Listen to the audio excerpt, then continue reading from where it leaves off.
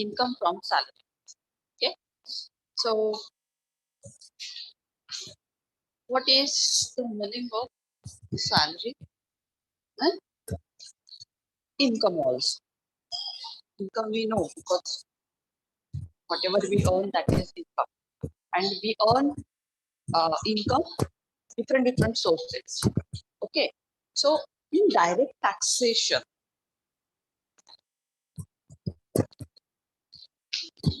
we need to mention our income different sources because we need to pay tax. So here we see income from salary, only for salary, public government, semi-government or others.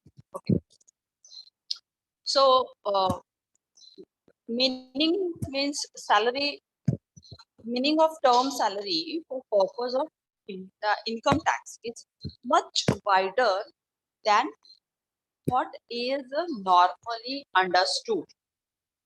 Every payment, every payment made by an employer to his employee for service rendered would be chargeable to tax as income from salaries. Means employers who paid salary to his or her employee because his or her employee provided some kind of services, some kind of work, and on the behalf of that employer paid him or her salary. Okay, so and the term of salary for purpose in Income Tax Act 1961, which you know everyone, and it included monetary payments also, basic salary, bonus, commissions, allowances. So, if you are working in government or semi-government or everywhere, so first HR, Human Resource Department of that particular office or companies, they made the structure of your salary. What is your basic salary? What is your TA, DA? What kind of allowances? And in the end, the total salary and the salary comes in hand. Okay, because all dues, PF, whatever the deductions are deducted, and after in hand salary means the salary from home, it's come. Okay, we calculate. So as well as non-monetary facilities, housing, accommodations, medical facility, interest-free loans also are including income from salary. Okay, so means if you are a salaried person, especially government, and you need loan, so you get easily. Okay, if you need any kind of education loan, home loan, vehicle loan, any kind of loan you get easily because you are government employee also. Okay, in private they get also, but they required lots of documents because they need proof, they need evidence that yes, you are really working on that particular company. Now, employer-employee relationship, it's really important. Employer and employee relationship. The income tax chargeable under the head of salaries. Okay, so vital that there should exist between the payer and the pay. Payer, employer, sorry, payer and pay. Okay, so employer and employee, like, so the relationship on employer and employee, consider the following examples. Okay, here are given the examples how we concluded the relationship of employer and employee. Got it? So now the first example is here, that's Sujata as actress. Okay, she is the actress or actress and employed in Chopra Films, where she is paid a monthly remuneration of rupees 2 lakh. How much it is? She earned 2 lakh monthly every month. So she acts in various films. Okay, because she earned 2 lakhs per month. So she acts various films produced by various producers. The remuneration for acting in such films in directly paid to Chopra Films by the different producers. She works Chopra Films. She act different films. Even she worked with different producers. But the she get only 2 lakhs. Okay. So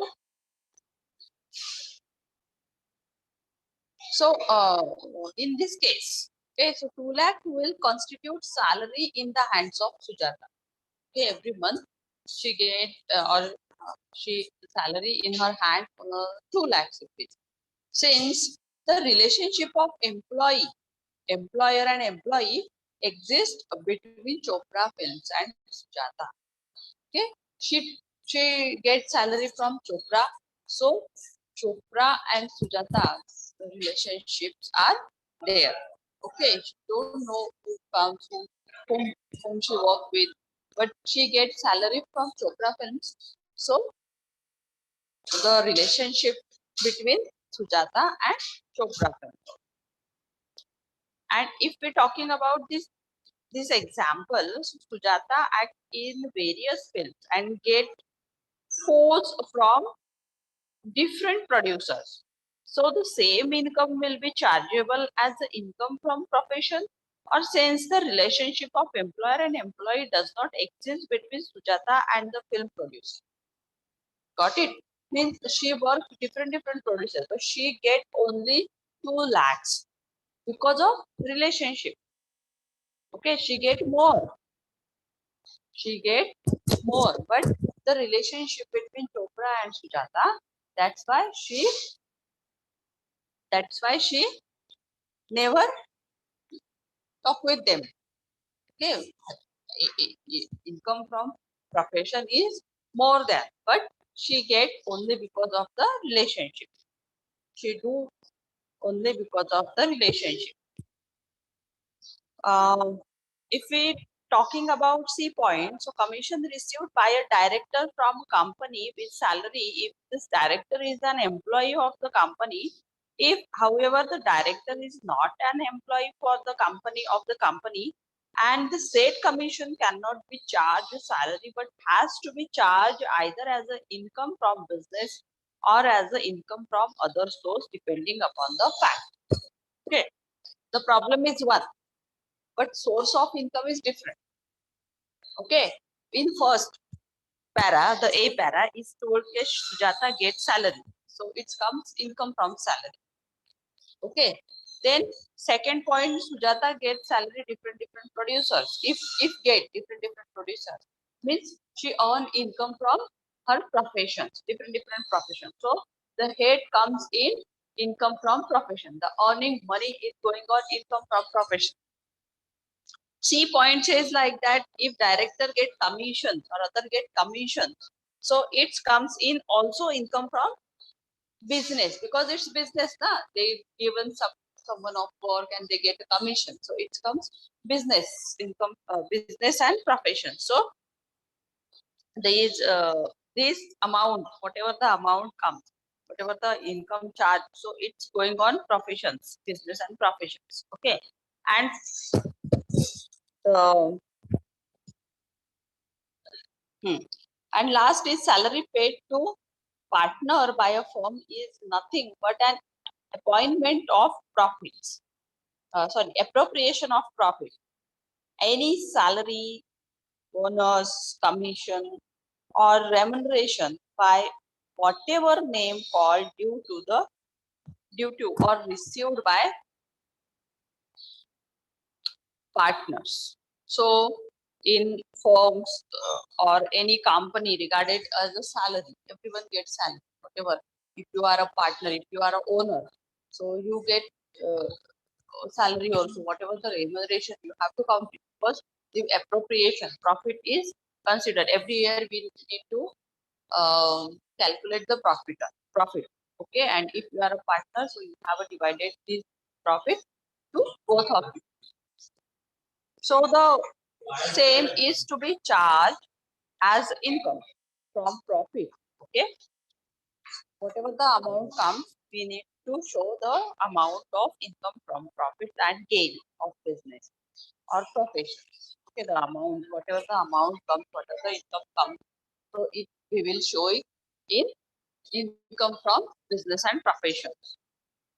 So this is primarily because the relationship between the firms and its partners is not that of an employer and employee. Of course, partner is not employer or employee. Partner is partner. He is the owner of 50% of shares, 50% of profit, 50%, and whatever the amount they have decided when they start their business. Okay, so that is the structure of income from salary. We have seen how we calculated it. Now, the income, if you are on income from full-time job or part-time employment. Okay, so if you are working any part-time, so where we show your income. Okay, if you are working full-time or part-time, so where we show your income. So full-time and part-time employment is, it does not matter whether the employee is full-time employee or part-time employee. You all, so whatever the income comes, any kind of business, so you mention that particular head. Once the relationship of employer and employee exists, the income is to be charged under the head salary. If, for example, an employee works with more than one employer, yes, it's happened more than one employer. You are working 2 jobs, 3 jobs. Okay, so salaries received from all the employers should be clubbed and brought to charge for the relevant previous years. Yes, it doesn't matter wherever you, how many work with you, but whatever the salary comes every month. Okay, so you have a part-time job, you have doing 3 part-time jobs, one A, B, C. Okay, if when you work with A, you get a salary of 20,000 every month. You work with B, you get a salary 15,000 every month, and you work with C and you get a salary 20,000. So 10,000, 20,000, 15,000, and 20, 25,000, whatever. So you three amount you have to club it and have to show the income from salary head. Means if you are working as an employee, so you mention the salary from in that is the company name. If you are doing any kind of business, you have and you earn 50,000 and 25,000, so you have to mention your salary on that particular head. Business or professions, income from capital gain, income from house property. Okay, so if you are a contractor or if you sell any kind of property and you get a commission, so that is the amount. That's the amount you have to mention that income from business. Okay, so the head, different head, and we just put the particular amount of that particular head. That means we calculate very well our salary structures and our income from house property structure. That is now full time or that is the full time or part time employment. Now foregoing of salary. Okay, foregoing of salary means like that one salary accrues. Okay, if you accrue one salary, the subsequent waivers by the employee does not absolve him from liability or to income tax, or such waiver is only application and hence chargeable tax. Yes, you get some kind of waiver with uh, concessions, or you get some uh, exemptions. Okay, depend on your structures. Now we know if you have checked the slabs. So in 1920, if we talking that time, government declared ki 5 lakh exempt. If you are earning 5 lakhs, so you don't need to pay any kind of tax. Okay, and above 5 lakh, you need to pay 10%. 5 to 10 is 10%. Then 10 to 15 is 20%, and 15 to above 30%. And again, this year 2021, we have seen the slab is changed, and the slab is like that 18,000. 18, sorry, the slab is changed and it is 2,50,000. Okay, means if your salary income means annually, okay, if your annual salary is 2,50,000, so you will not pay any kind of taxes. Zero return you have to file. But above 2,51,000 and above 5 lakh, it's chargeable from 10%, then 20%, and 30%. So that is the slab. And also we have to calculate different allowances. Like accommodation means accommodations allowances, HRA, PA, dearness allowances, tea coffee allowances, traveling allowances, education allowances. We have seen. Okay. So that is. So we have seen the foregoing salary. Okay. So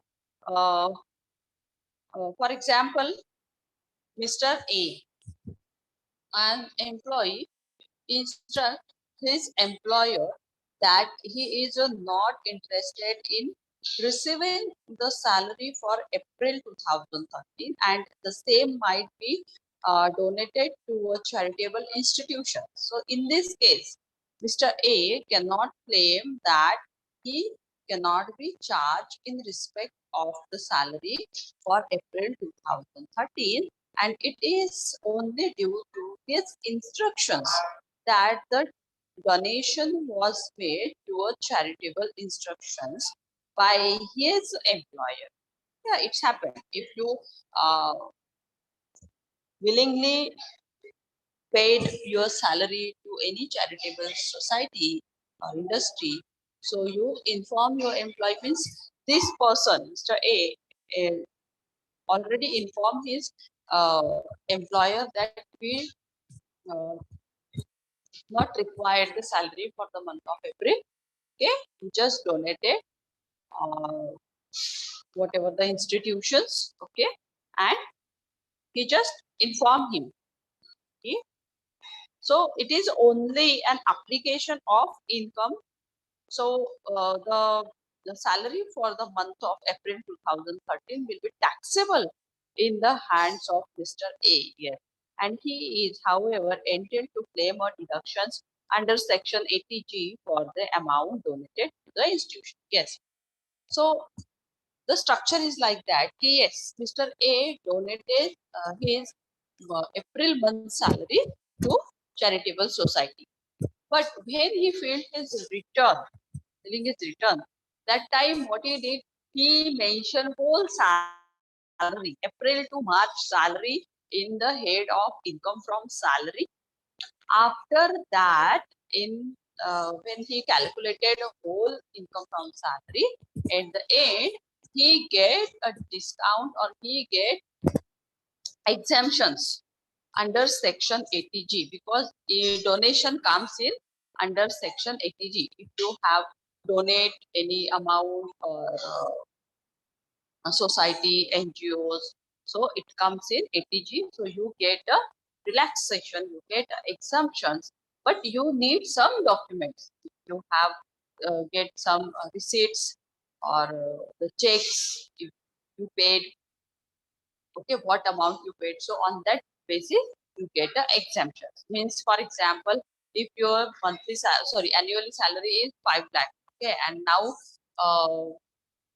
if 5 lakh amount is there, so we need to pay 10%, okay, 10% or 20%. So Mr. A calculated his salary rupees 5 lakh, 5 lakh and he donate his 1 lakh or 2 lakh, whatever. So अगर आप 5 लाख में से 2 lakh minus तो 3 lakh is the income from salary and 3 lakh में से उसको exempt कितना है, 2.5 लाख ही exempt है, तो 2.5 लाख माइनस कर लिए तो उसको सिर्फ 50,000 जो है वही क्या करना पड़ सकता है, पे. ओके, टैक्स जो है 50 है, 50,000 पे 10% and he is liable to pay 5,000 rupees. Okay, tough people have a lot of exemptions, some policies are there, so zero exemption. Great. Okay, first understand the structures and the heads of salary. Now sometimes surrender of salary. Okay, so surrender of salary means first means foregoing salary told us like that yes, you are a salary employee, you get your salary every month 1 lakh rupees and every month you pay some donations, but you need to pay you need to inform or you need to mention whole salary in your salary format, and after that you get exemptions. Okay. So now surrender of salary. Okay. So the surrender of salary is employee surrender his salary to central government under section 2 of the voluntary surrender of salaries.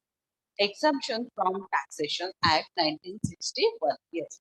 And the salary so surrendered would be exempt while computing his taxable income. Okay, if he surrender his salary, so it is exemption because employer also not mentioned na. Okay, if employer paid you, so employer also mention his income, that how much salary he paid to his employee.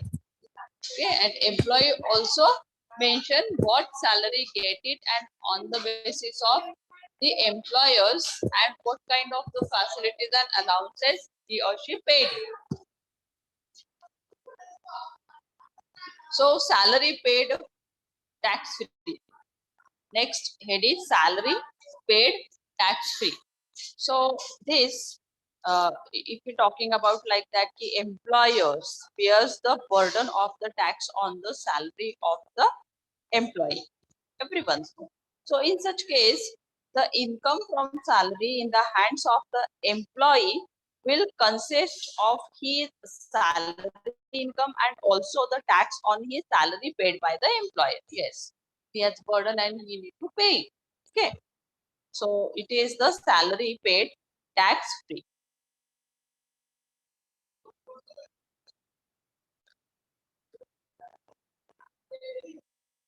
Now here, so exact definition of salary. What is salary? Okay, salary has been defined differently from different purposes in the act, and the definition is also different. So it is an inclusive definition and includes monetary as well as non-monetary item also.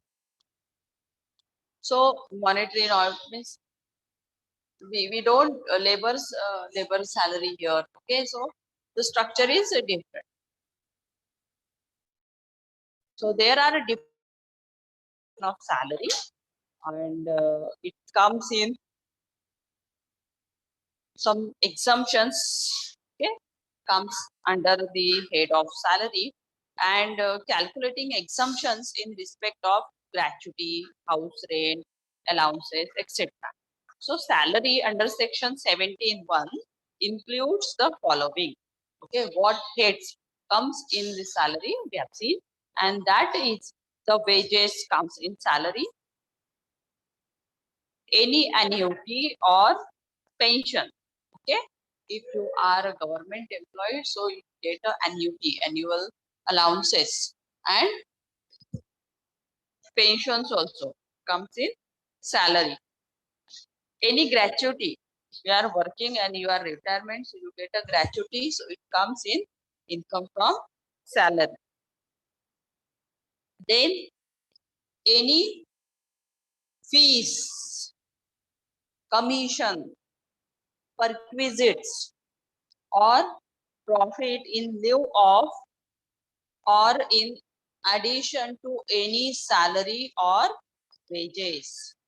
Okay, so it comes in the head of salary.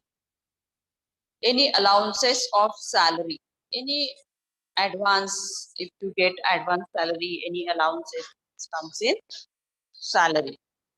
Any payment received in respect of any period of leave not availed by him, or leave salary or leave encashment also. So leave encashment also comes in the head of salary. You just keep in your mind that what kind of head comes in the head of income from salary. Next, any payment received in respect of any period of leave not availed by him. So leave salary or leave encashment comes. And the pension of the annual accretion in any previous year to the balance at the credit on an employee participating in a recognized provident fund to the extent it is taxable. Okay, so PF deducted, lot of allowances are deducted, so it is taxable. Transferred balance is recognized provident fund to the extent it is taxable. Yes, if you are transferred your provident fund, you have a provident fund PF account, so it is also taxable. Now, the contribution made by the central government, any other employers in the previous year to the account of an employee under a pension scheme referred to in section 80 CCD. Okay, we need to learn those sections. So the central government make a policy, because every year we have seen the budget, and that budget every year just comes some changes and it follows from next year. Okay, so this February or March budgets, whatever they declared, and we should follow from this year, means 1st April 2021, we need to follow that changes.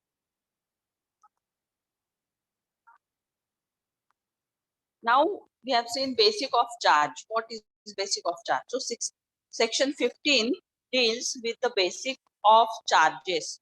Salaries is chargeable to tax either on due basis or on receipt basis. Okay, whichever is earlier. Okay, whichever is either on due basis or either on receipt basis, but whichever is earlier. Okay, so it's chargeable. However, where any salary paid in advance in cesses in the year of payment, so it cannot be subsequently brought to tax in year in which it become due.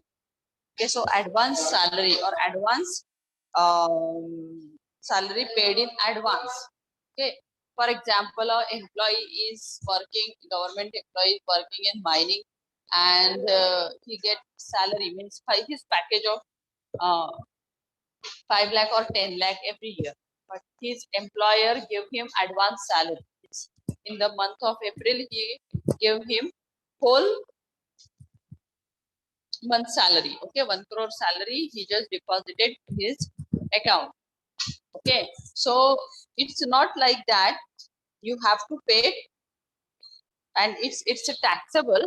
Okay, every month employer also should mention every month of salary in the salary sheet, their statements, their structures, and employee also paid and taxable the salary. Okay, so it doesn't mean if you paid in salary advance, or but you need to mention. If you get late also, you have seen if you are working any companies, because I am working in corporate, so that time it's happened. But our company, what he did, he paid in the, especially in the month of March. Okay, especially in the month of March, because every time the salary is getting the fifth,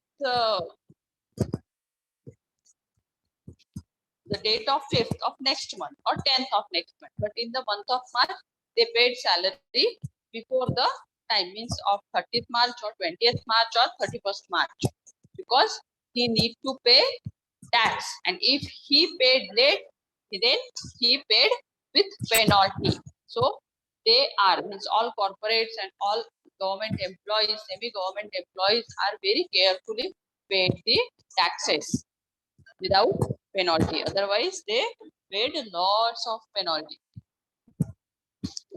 So, the basic of charges is there. Next, third one, it is the salary paid in arrears. Yes, has already been assessed on the due basis. The same cannot be taxed again when it is paid. Okay, if if the arrears are mentioned, they mention the arrears. Yes, the some kind of arrears they are not paid, but they'll paid in future or in further. So that time it is taxable. But when it is taxable, when you will get it. Okay, in company or corporate, I just mentioned that the arrears paid to employees, but due to some financial problem or some crisis, they not paid. But they mention that that kind of arrears we need to pay, and they, when they will pay, that time you mention the your income structures and paid tax. Otherwise, you don't pay. For example, we have seen some example here. If A draws his salary in advances for the month of April 2014, in the month of March 2014 itself also. So the same becomes chargeable, of course, on receipt basis, and it is not to be assessed as income of previous year, means 13 14 if we're talking about, and 14 15. So however, the salary for the assessment year 2015-16 will not include that April 14. Yes, correct. Got it? And if the salary due for March 2014 is received by A later in the month of April 14, and it is still chargeable as income of previous year 13-14 or 14-15. So on the due basis, because it's not paid, it's due. So obviously salary for 15-16 will not include that of March 15-14. So it's not included. Means every year we should mention the transactions of every year. We don't mention the back date salary. If now it is going on 2021, okay. So our assessment year is 21-22, right? And you get now this year you get a salary of 18-19, whatever the areas. So you do not mention this salary because you already mentioned in 18-19. Yes, you will get it late, but you need to mention on that year. If this year you don't mention this salary.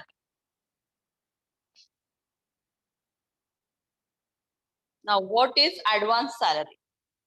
So advance salary is taxable when it is received by the employee in respective of the fact whether it is due or not. Okay, whether it is due or not. And it may so happen that when advance salary is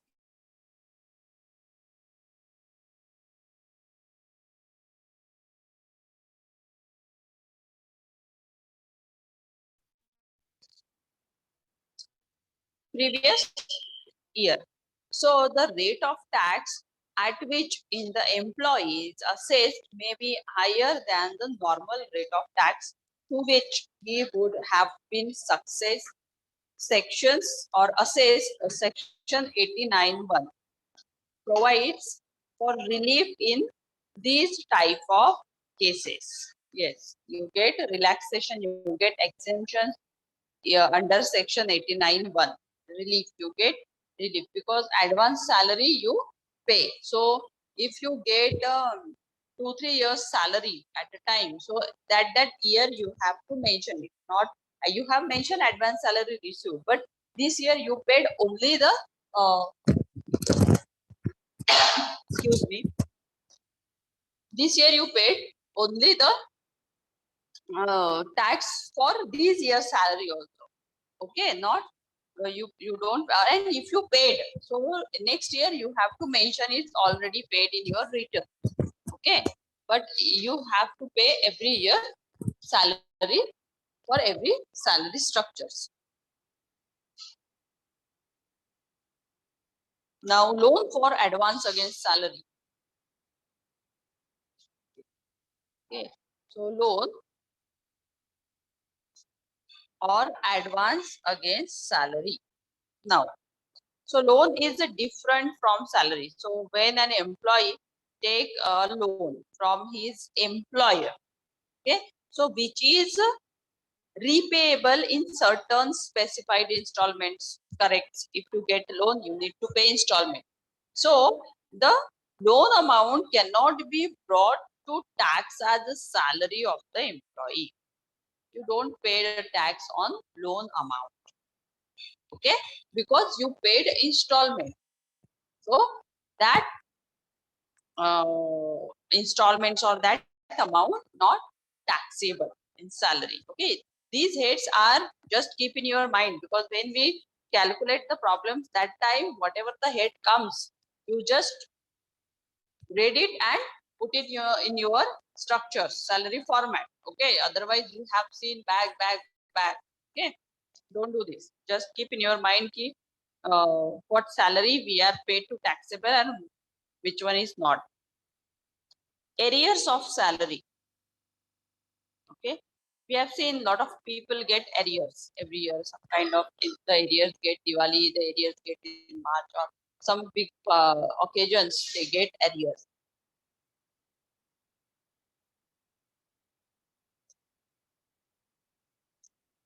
So if we're talking about salary arrears, must be charged on the due basis. Okay, and a lot of people get some incentives, that is the arrears. Okay, so however, there are circumstances when it may not be possible to bring the same to change on due basis. Okay, so for example, if pay commission is appointed by the central government and it recommends revision of salaries of employees. Okay, so the arrears received in that connection will be charged on receipt basis. Here also relief under section 89(1) is available. Okay, so arrears is also uh, comes in 89(1), section 89(1), and you get relaxations, some kind of that arrears. Actually, arrears is your perquisites. Okay, it gets you because you are doing very good work or whatever. So it gets you. Now, provident fund. What is PF? Provident fund is scheme. Okay, so it is the scheme intent to give substantial benefits to an employee at the time of his retirement. Okay, so under this scheme, a specified sum is deducted from the salary of employees as his contribution to was the fund, whatever. Okay, so provident fund is the contribution, and it is our perquisite. It will get it after you retire. It's depend on you how to get it. If you want to get it after retirement, or if you need on the basis of pension, it's a depend on. The employer also generally contributes the same amount out of his pocket. Okay, if you are an employee of PCS company and you get and your provident fund every month, your provident fund is deducted 2,000 or 3,000. So employer also paid same amount in your account. Means at the every year 36,000 deposited in provident fund by your side. So 36,000 paid by employer also. So means your PF amount for this year is 72,000. Okay, because the contributions deposited by your side is 36,000 and same contribution deposited on employer side is 36,000. So your whole amount of this year is 72,000. And if any emergency or any case you need to withdraw this amount, you get it some 30% or 50%. But 3 years it's completed. You should be completed or it's 3 years. Okay, so that is the benefit you get it, and also every year some kind of interest deposited in our PF account. So provident fund and public provident fund is different. Okay, this is the PF account and PPF account is different. Okay, now the locking period of PPF account is more than 20 years, 15 years or 14 years or 20 years.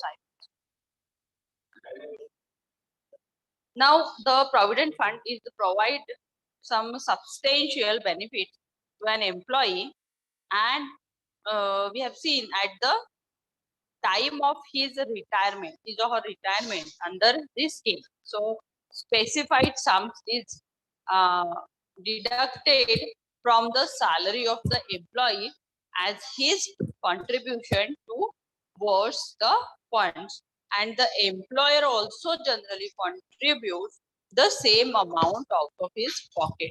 So the contribution of the employer and the employee are invested in approved securities. Okay, so interest on their two is also credited to the account of the employee. So credit balance is in provident fund account of an employee consists of the following.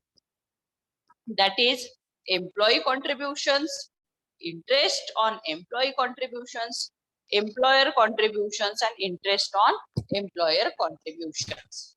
Okay, means if you have seen the chart or statement of your PF account, so you have seen like that the statement like employee contribution rupees 3,000 per month, interest of the employee contribution, employer contribution, and interest of the employer contributions. Okay, so you get 72,000, maybe 73 or 74,000 or maybe 75,000 every year. That is the big benefit if you are working any government or semi-government or public company also. Okay, public limited company, you get a benefit of provident fund. Lots of benefits you have getting. Every company provided very good amenities or facilities to their employee. The accumulated balance is paid to the employer, to the employee at the time of his retirement or resignation.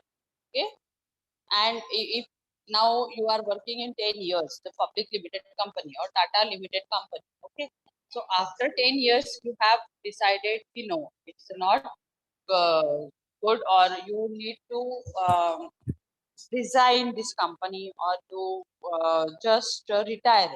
After that, after 10 years, you retire.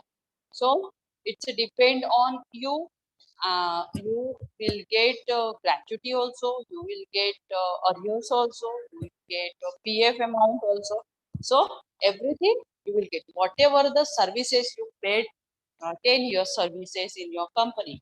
So whatever the benefits, whatever arrears, whatever the incentives, leave encashment, if you get a leave every years in public company, every years 30 or 32 leaves are there. But some kind of people, they don't take leave, they take leave encashment. Okay, so lot of amount at the your retirement or your after resignation, you will get it by the company. Some process of formalities are there, but you need to mention it and you will get whole amount. That is the salary. But when we calculate your salary, so that time you have to mention, okay, each and the income comes from the income from salary, income from provident fund, income from. So we need to mention each and every head and every section also, which sections we calculated under sections. So in case of death or employee, any if sometimes you are working, any employee is working in 5 years or 10 years, and suddenly he dead, some kind of disease, heart attack, or some kind of any kind of disease. So that time the same is paid to the legal years. Okay, if we are if you are joined any company, especially public, semi-government or corporate government, that time you fill the form, and that form you have to mention your peers or colleagues or your parents or your family's name. Nominees are there. Okay, so everywhere now we need to show our nominees. Okay, so if you are nominees and suddenly something happened, so that time the amount, the benefits, the perquisites automatically get it your peers or your colleagues, your family members. Okay. So the provident fund represents an important source of small savings available to the government. So hence the Income Tax Act 1961 gives certain deductions on saving in provident fund account. The following are the types of provident fund.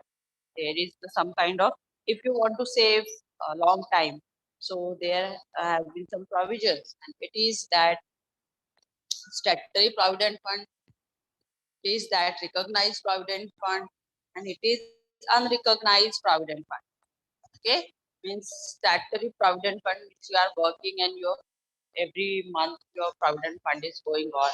Recognized provident fund, okay, and unrecognized provident fund. Recognized is the employers paid every month and you will get the benefit, and unrecognized provident fund, we have seen that what it is. Unrecognized means you don't want to withdraw now.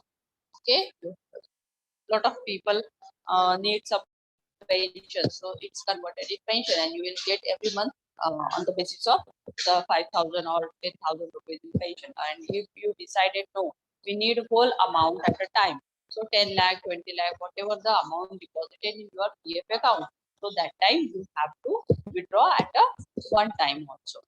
Okay, so it's depend on if you paid tax or TDS, so you need to fill some TDS forms that for no TDS deductions. So depend.